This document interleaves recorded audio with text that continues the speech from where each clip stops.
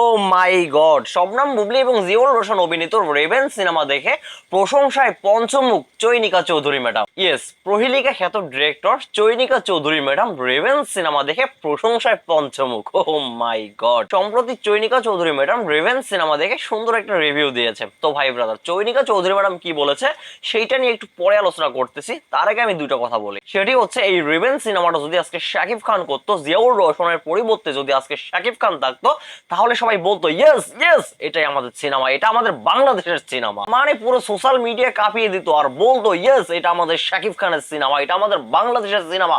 আমরা গর্ব করে বলতে পারি আমাদের বাংলাদেশে ইন্টারন্যাশনাল মানের সিনেমা হয়। শাকিব খানের সিনেমা যেমনই হোক, শাকিব খানের সিনেমার কাস্টিং যেমনই হোক, শাকিব খানের সিনেমার গল্প যত নিম্ন কোয়ালিটির হোক না কেন, শাকিবিয়ানরা এটাকে হাইলাইট করে অন্য একটা লেভেলে নিয়ে যায়। বাট যখনই ওই ক্যাটাগরির সিনেমাগুলো আমাদের অন্য কোনো হিরো করে, তখনই সেই সিনেমা হয়ে যায় বস্তা বস্তা, সেই সিনেমা নাকি হয়ে যায় একদম লো কোয়ালিটি। আমাদের ইন্ডাস্ট্রির কোনো উন্নতি হয় না কেন জানেন? এই সমস্ত কাদা সরাসরির জন্য। যতদিন না অবধি আমরা এই সমস্ত কাদা সরাসরি বন্ধ করব, ততদিন অবধি আমাদের ইন্ডাস্ট্রির কোনো উন্নতি হবে না। শাকিব খানের সিনেমা সিনেমা, আর অন্য কোনো অভিনেতা অভিনেত্রীর সিনেমা সিনেমা না। শাকিব খানের সিনেমাই শুধু সুপারহিট হয়, অন্য কোনো অভিনেতা অভিনেত্রীর সিনেমা সুপারহিট হয় না। আমাদের এটা থেকে বের হতে হবে, হ্যাঁ এটা থেকে আমাদের বের হতে হবে। যতদিন না অবধি আমরা এটা থেকে বের হতে পারছি, ততদিন না অবধি আমাদের ইন্ডাস্ট্রির ভবিষ্যৎ উজ্জ্বল হবে না। তো ভাই ব্রাদার, একটা গ্রুপের উদ্দেশ্য প্রণোদিত ভাবে ব্যাড রিভিউ দেওয়া নিয়ে মাঝখানে আমার দুটো কথা বলতেই হচ্ছে। আচ্ছা, রেভেন সিনেমাটা কি খারাপ ছিল? রেভেন সিনেমার গল্প কি খারাপ ছিল?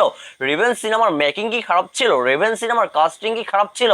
রেভেন সিনেমা কি কোনো সিনেমা থেকে পিছিয়ে ছিল? তাহলে কেন রে ভাই একটা ভালো সিনেমা, একটা ভালো গল্পের সিনেমাকে এইভাবে আপনারা শেষ করে দিচ্ছেন? আপনারা যে যারই ভক্ত হন না কেন, আপনাদের হিরো কিংবা হিরোইন কখনো কিন্তু বলে না যে আপনারা অন্যের সিনেমার বদনাম করবেন। বাট আপনারা কেন এটা করতেছেন? কেন একটা ভালো গল্পের সিনেমাকে এইভাবে নিচে নামিয়ে দিচ্ছেন? কেন একটা ভালো সিনেমার হাইপটা এইভাবে নষ্ট করে দিচ্ছেন? আপনারা অনেকেই বলতেছেন সোশ্যাল মিডিয়ায় এসে যে রেভেন সিনেমা যে ক্যাটাগরির গল্পের সিনেমা হয়েছে, এই ক্যাটাগরির গল্পের সিনেমা এখন কেউই দেখে না। ভাই, শাকিব খান কি এই ধরনের গল্পের সিনেমা করে নাই? শাকিব খানের ক্যারিয়ারে এর থেকে নিম্নমানের সিনেমা ছিল, রেভেন সিনেমার থেকে নিম্নমানের সিনেমায় শাকিব খান অভিনয় করছে। তখন তো আপনারা কেউই বলেন নাই যে এটা নিম্ন কোয়ালিটির সিনেমা, এটা নিম্ন কোয়ালিটির গল্পের সিনেমা। আমি শাকিব খানের অনেক পুরনো মুভির কথা বলতেছি না, আপনারা রিসেন্টলি মুভিগুলো দেখেন, শাকিব খানের গুলোই দেখেন, প্রিয়তমা দেখেন, রাজকুমার দেখেন, এইগুলোর থেকে রেভেন অনেকটা ভালো। গুলোই, রাজকুমার, প্রিয়তমা, লিডার বাংলাদেশ সিনেমার থেকে হাজার হাজার গুণে ভালো রেভেন সিনেমাটি। ভাই তাহলে কেন এই সিনেমাটি নিয়ে এত আপনাদের মাথা ব্যথা? কেন এই সিনেমাটি নিয়ে এইভাবে উদ্দেশ্য প্রণোদিত ভাবে ব্যাড রিভিউ দিচ্ছে? ও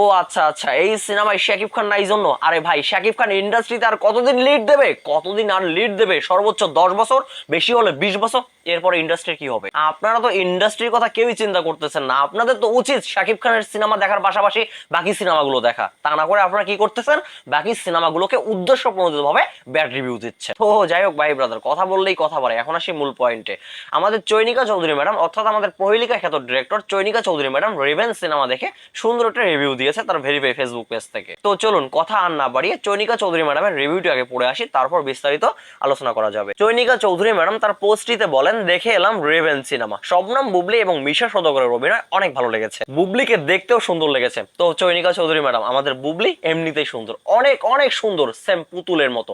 আমাদের বুবলির মেকআপ লাগে না, মেকআপ ছাড়াই আমাদের বুবলি সিনেমা করতে পারবে। তো দেখি তারপর তিনি কি বলেছে। পুলিশ চরিত্রে তাকে অনেক ভালো লেগেছিল, স্ক্রিনে আসলেই স্ক্রিন ভরে যায়। এই সিনেমা সম্ভবত প্রহেলিকা সিনেমার বেশ আগেই করা হয়েছে। হ্যাঁ, এই সিনেমাটি প্রহেলিকা সিনেমার আগেই নির্মাণ করা হয়েছে। তো দেখি তারপর তিনি কি বলেছে। জিওল রোশনের ভিতর হিরো লুকিয়ে আছে, বোঝাই যায়। স্ক্রিপ্ট বুঝে ভালো ভালো পরিচালকের সঙ্গে কাজ করলে সে ভালো এক জায়গায় যেতে পারবে। হ্যাঁ, জিওল রোশন ভাই যদি ভালো পরিচালকের হাতে পড়ে, সে অন্য একটা লেভেলে যাবে। ইন্ডাস্ট্রির নেক্সট সুপারস্টার আমাদের জিওল রোশন ভাই। এই জিওল রোশন ভাই যদি এখন স্ক্রিপ্ট বুঝে ভালো ভালো পরিচালকের সঙ্গে কাজ করে, তাহলে সে শাকিব খানকেও ছাড়িয়ে যাবে। জিওল রোশনের এই সময়ে অত্যন্ত প্রয়োজন ভালো গল্প এবং ভালো পরিচালক। এই ভালো গল্প এবং ভালো পরিচালক পেলে জিওল রোশন অন্য এক লেভেলে চলে যাবে। দেখি তারপর তিনি কি বলেছে। ঈদের সবগুলো সিনেমা দেখবো এক এক করে, বাংলা চলচ্চিত্রের জয় হোক, সবার জন্য শুভকামনা রইল। তো চৈনিকা চৌধুরী ম্যাডাম, আপনার মতো কে বোঝে? আপনার মতো কয়জন বোঝে?